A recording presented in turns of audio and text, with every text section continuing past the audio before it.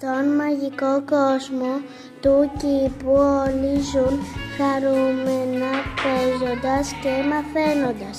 Μαζί όμως μια μέρα φτάνει στον κήπο ένας νέος κατοίκος, ο Μινάς Ανανάς. Υπέροχη μέρα, ο ήλιος λάμπει και ο κήπος είναι γεμάτος με χρώματα. Τι λέτε να παίξουμε σήμερα? Χαχαχα, τέλεια ιδέα Μήλο.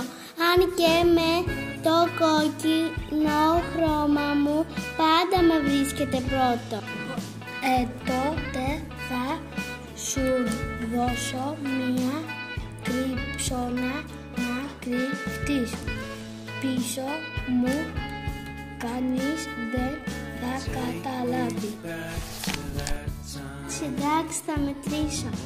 1, 2, 3. Ωχ, τι έχουμε εδώ, μικράκια δύναμα φρουτάκια που παίζουν σαν παιδάκια. Είσαι καινούργιος σε αυτό το κήπο? Φυσικά είμαι καινούριος και ο πιο σπουδαίος από όλους σας. Είμαι μεγάλος και αγκαθωτός. Δεν πιάνετε μία μπροστά μου. Πειράζει που είσαι μεγάλος, θέλεις να παίξεις μαζί μας? Αχα, αν παίξω μαζί σας θα σας νικήσω όλους. Εγώ είμαι ο πιο έξυπνος. Δεν χρειάζεται να μας κορυδέψεις, θα γίνουμε φίλοι. Φίλοι, εσείς είστε αδύναμα μικρά φρουτάκια. Να είσαι μεγάλος, αλλά δεν χρειάζεται να μας κάνεις να νιώθουμε άσχημα. Είμαστε όλοι διαφορετικοί και αυτό μας κάνει ξεχωριστούς. Να σε φοβόμαστε, ποτέ δεν θα γίνεις φίλος μας. Έχω ανάγκη την παρέα σας. Έπεσα σε μια λακκούβα. Εγώ, ο πιο δυνατός να μην μπορώ να σηκωθώ.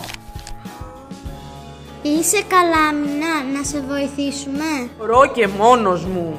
Ποιες φορές όλοι χρειάζονται βοήθεια και οι πιο δυνατοί. Έλα σήκω! Τι με βοηθήσατε? Εγώ σας φέρθηκα άσχημα.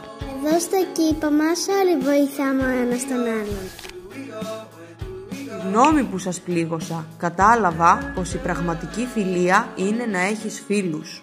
Σε πάντα καλοδεχούμενος Μινά. Το σημαντικό είναι να μαθαίνουμε πάντα από τα λάθη μας.